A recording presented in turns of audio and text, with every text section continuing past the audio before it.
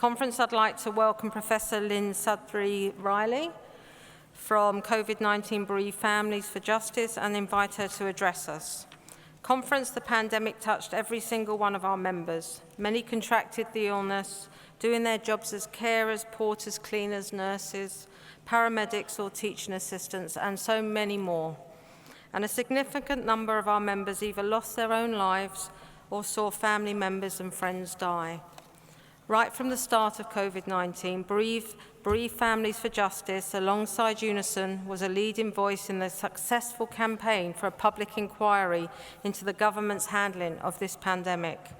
Today marks the start of that inquiry, first public hearing, and we shall share with Lynn and the bereaved families an unwavering commitment to ensuring that the experiences of ordinary people are at the centre of that inquiry. That and the government is held to account for their mistakes and that right lessons have learned. Lynn, thank you so much for making time to come and talk to us today. The floor is all yours.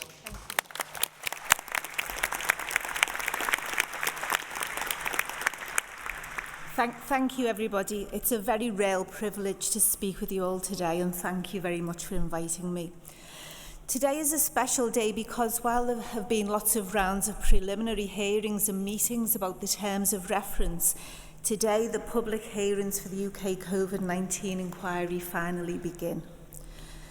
The COVID-19 inquiry is personally important to me due to the way my lovely dad died back in March 2020. He'd gone into the Royal Liverpool Hospital not far from here for a foot operation 3 weeks earlier. There were a few complications, so they had to keep him in.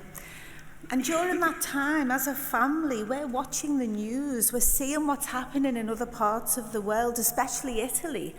We're listening to what their doctors and their healthcare workers are saying. But not everybody would listen, would they? On the 11th of March, the Champions League match between Liverpool and Atletico Madrid went ahead. Ironically, those Madrid fans wouldn't have been allowed to attend such a sporting event in their own country, but they were allowed to come here. The results were catastrophic and COVID ripped through this city. And yet, on the 19th of March, our then Prime Minister is still announcing that the UK could turn the tide on coronavirus in 12 weeks.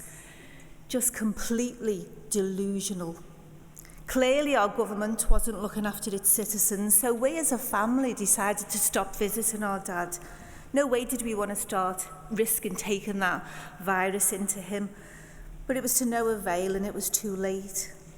Lockdown eventually came on the 23rd of March, and 4 days later they discovered my dad had COVID. Caught in hospital despite all our efforts as a family. We then began begging to be allowed in to see him, but we were denied.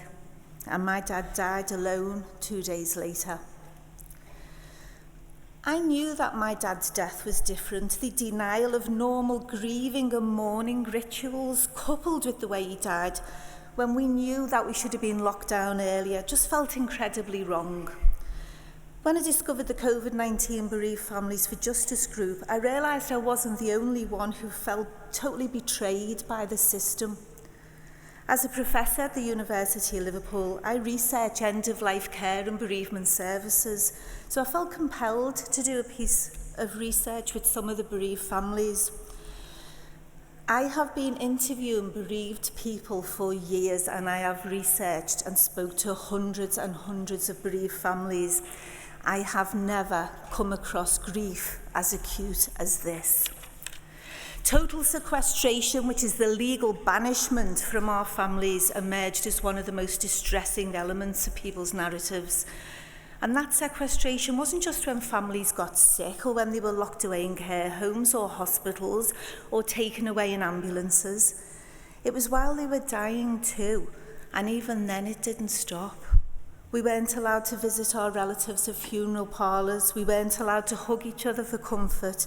We weren't allowed to have proper funerals or wakes or access the social contact that is so important when you're grieving. And this is why Partygate matters so much. To find out that our government were having jollies while our loved ones died is beyond obscene.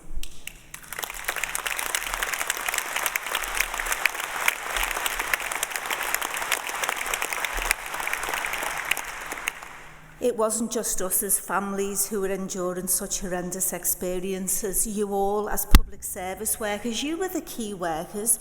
We discovered during lockdown who's important. It's not the bankers or the lawyers or the CEOs of the big tech companies.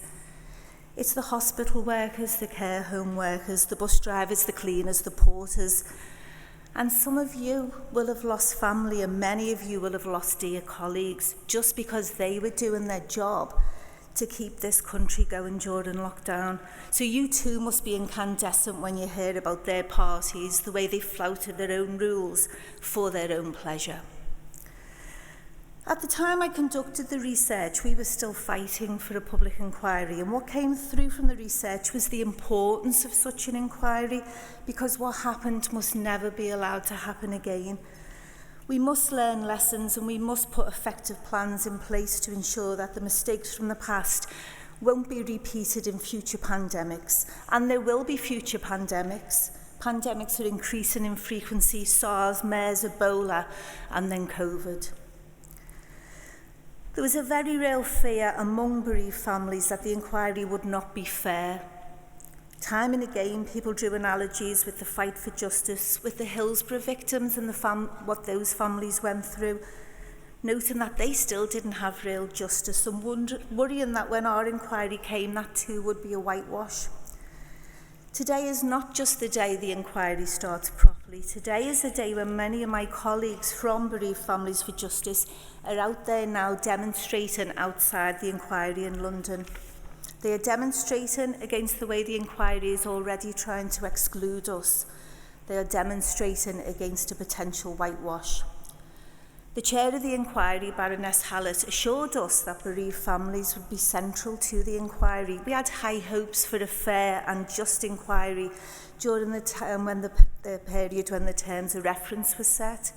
She worked with us, she listened to us, and she promised us that that listening would continue. And then, later, we were told that the inquiry had set up a so-called listening exercise where people could tell their stories to third-party market research companies. We then discovered that two of the firms, M&C Saatchi and 23 Red, had worked not only with the government on their own pandemic communications, but in the case of M&C Saatchi, had worked with the Tories on their 2010 manifesto. Here we go again, is what we started to think, and yet we were told, but there's no conflict of interest.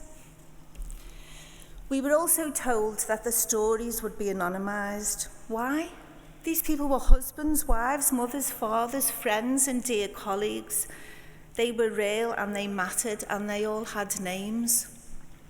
The families were now feeling the extra layer of hurt and betrayal on top of the grief, on top of the narrative they'd already begun to have to endure, that the people who died were only old or sick or weak, as if they were collateral damage. So let's all move on. Politicians already talking about how fabulous the vaccine was in attempts to brush over the number of COVID deaths, many of which were preventable. Our loved ones were not collateral damage. But we had to continue to endure the let the bodies pile high mentality. Already the narrative was let's move on. Let's have parties while the bodies pile high, and then we'll just lie about having them. Hopefully things are now beginning to improve. There are reports that the inquiry is seeking new partners to collect the stories, and the listening exercise is now being rebranded as Every Story Matters, and it does. The power struggle between the Cabinet Office and the inquiry also gives insight into how easily such inquiries can become a whitewash. Why is our own government seemingly trying to obstruct the inquiry? I'll leave that up to your own imagination. However, the Chair's fight back provides some hope that perhaps it won't be sanitised or useless after all, that this inquiry will be good. We hope that it can get to the truth, learn lessons from that truth, and save lives in the future. But we have to keep fighting to ensure this happens. We must keep engaging with the inquiry to shape it and point out to it when it loses its way. We must do this together with all the other core participants, because we are all fighting for the same thing, for truth and for justice. and we can do this in solidarity. Thank you very much. Thank you very much, Lynn. Thank you.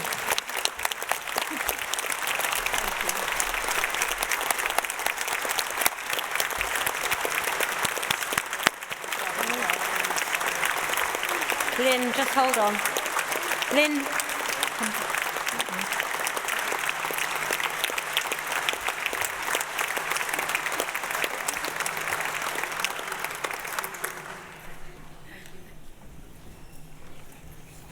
No.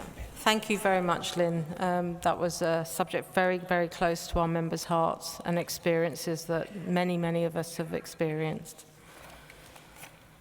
So, conference, before we move on to the next item, I want to reassure you that Unison will be continuing to submit evidence to the inquiry over the coming weeks and months, and will be providing more information to members about how we will support them to take part in that. And thank you.